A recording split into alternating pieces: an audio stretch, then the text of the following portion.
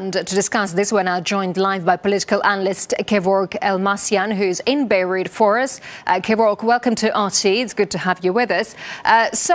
We know that a Lebanese group linked to Al-Qaeda has reportedly claimed responsibility for the attack. From your point of view, what would be their motive there? First of all, thank you for having me. The group is called Abdullah Al-Azzam Group, which is affiliated to Al-Qaeda. This is a clear message by Saudi Arabia, or it's an act of war by Saudi Arabia against Iran. This is the first for the first time, the Saudis crossing the red lines by targeting the Iranian embassy in Beirut. I don't agree with the Iranian ambassador who pointed his finger to the Israelis. It's true that the Israelis are beneficiaries by these explosions, but who perpetrated these attacks are Al-Qaeda linked groups. Their emir is Bandar bin Sultan in Saudi Arabia. We have to know that these explosions happened with two suicide bombers. The Israelis never do such operations. They can use their airplanes and their other car bombs, but there were two people. One of them was by motorcycle. He tried to enter. First of all, he came close to the embassy and he tried to expose himself in order to open a route for the other car to enter into the embassy.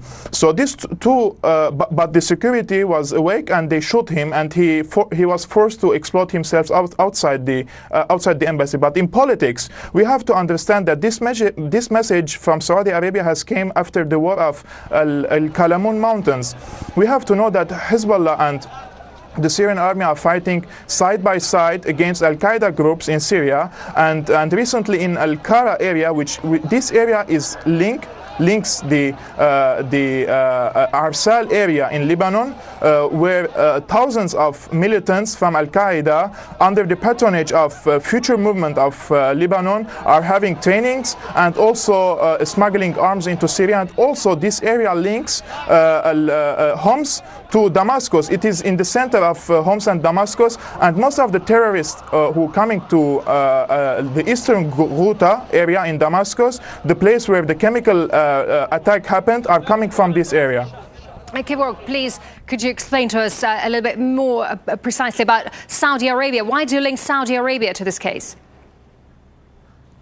Because the militants or the proxies of Saudi Arabia are now existed in between Damascus and Homs, and they are spreading all this chaos and terrorism around the cities of Homs and Damascus. Most of the car bombs are coming from these areas, and when Hezbollah and Syrian army decided to crush the rebellion in this area, the Saudis wanted to send a message, a very hysterical message to Iran. We have to remember the actions of Saudi Arabia in the first few weeks. They refused the membership of UN Security Council, and then they said that they are gonna they're gonna work to foil the negotiations, the peace negotiations in Geneva for peace in Syria, and they're also trying to block any deal between the West and Iran.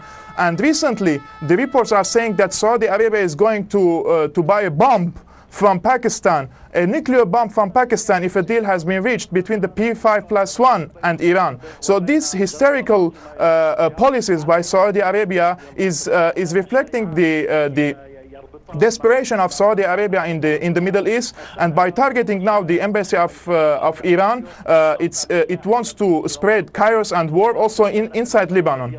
All right, Kevork Almassian, political analyst, joining us live from Beirut.